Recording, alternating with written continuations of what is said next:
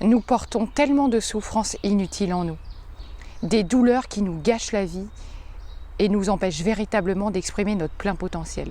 Il est temps que ça change, non ? Bonjour, je suis ravie de vous retrouver pour cette nouvelle capsule. Je suis Vanessa Millet, coach philanthrope, conférencière et j'accompagne toutes les personnes qui le veulent à oser prendre leur place, à améliorer leurs relations face aux autres, à développer une communication harmonieuse et à vraiment gagner en confiance et en affirmation de soi. Alors si vous avez envie de vivre une formation ou un accompagnement avec moi, eh bien je vous invite à me retrouver. C'est possible à distance depuis chez vous. Aujourd'hui, j'ai envie de vous parler de la souffrance. Toutes ces souffrances inutiles que nous portons en nous. Je crois que vous ne pouvez même pas vous imaginer tout ce qu'on accumule à l'intérieur de nous, mais qui à force finit par nous engendrer tellement de négativité que forcément nous ne pouvons pas être nous-mêmes. Il y a plein de souffrances inutiles que vous portez. Par exemple, endosser la responsabilité pour quelqu'un d'autre. Faire semblant d'aimer. Faire un travail que vous détestez au plus haut point. On a toujours le choix de changer. Ne pas exprimer ce que vous avez sur le cœur. Vous laisser humilier ou rabaisser en public. Laisser vos enfants, votre mari ou votre femme vous manquer de respect. Et tellement d'autres encore. D'ailleurs, je vous invite, vous, à compléter la liste de toutes les souffrances comme ça que vous endurez, des souffrances inutiles dont vous n'avez pas besoin. À force comme ça de subir cette négativité, eh bien vous enfermez dans un schéma de victimisation. Et à un moment donné, c'est comme si, de façon inconsciente,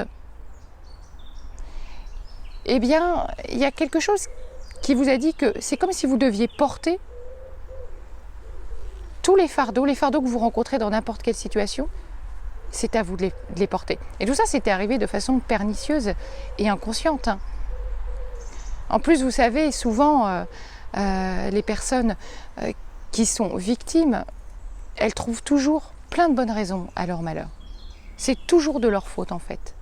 Si on les a frappées, tapées, si on a abusé d'elles, si on les a humiliées, elles vont chercher la faute chez elles. Et elles se disent toujours que c'est, voilà, qu'elles le méritent, en fait. Mais ça, c'est vraiment ce schéma de victimisation. À un moment donné, c'est vous qui vous l'attirez. C'est vous qui vous le créez. Et en plus, c'est que ça devient une habitude cérébrale, comme ça, la victimisation, et qui en plus vous restreint dans vos comportements, dans vos choix. Comme je disais, c'est comme si tout ce qui vous arrivait de mal était normal, que vous méritiez ça.